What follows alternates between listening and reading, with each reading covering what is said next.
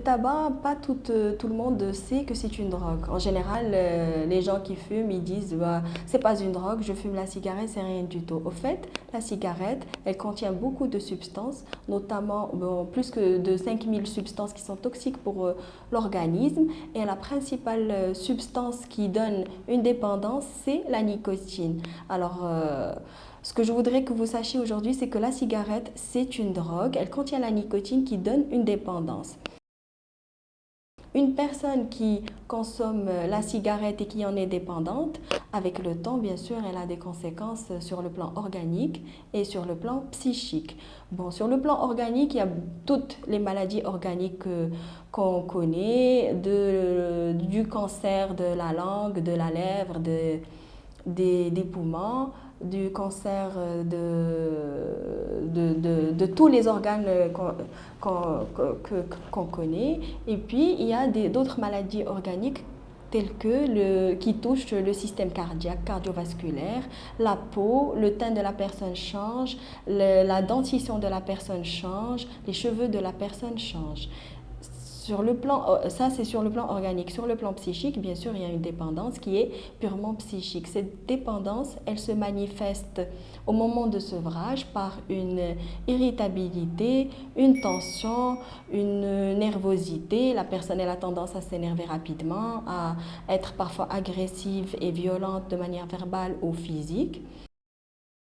Cette dépendance à la nicotine, à la cigarette, bien sûr, elle a une prise en charge. Toute personne qui en est dépendante peut arrêter si, bien sûr, elle est motivée pour ça. Si elle n'y arrive pas toute seule, il y a des structures adaptées, il y a des médecins qui sont spécialisés dans ce domaine qui peuvent l'aider.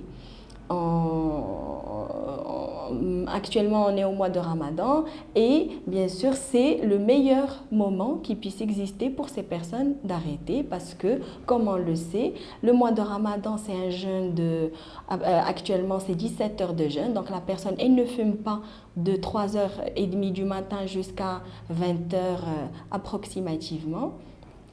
Donc, elle peut tenir pendant 17-18 heures sans fumer une cigarette. C'est le meilleur moment d'arrêter. C'est vrai que les premiers jours sont difficiles pour elle. La première semaine, cette personne va se sentir très très mal, très irritable. Et bien sûr, avec de la bonne volonté et de la motivation, elle peut profiter de ce mois de Ramadan pour arrêter. Si elle n'y arrive pas, on est spécialisé dans ce domaine. Précisément pour la dépendance à la nicotine, on fait passer des tests à ces personnes pour voir s'il y a une dépendance psychique et si la personne a besoin de traitements substitutifs à la nicotine ou bien d'autres substances, d'autres éléments de prise en charge, notamment des séances de psychothérapie.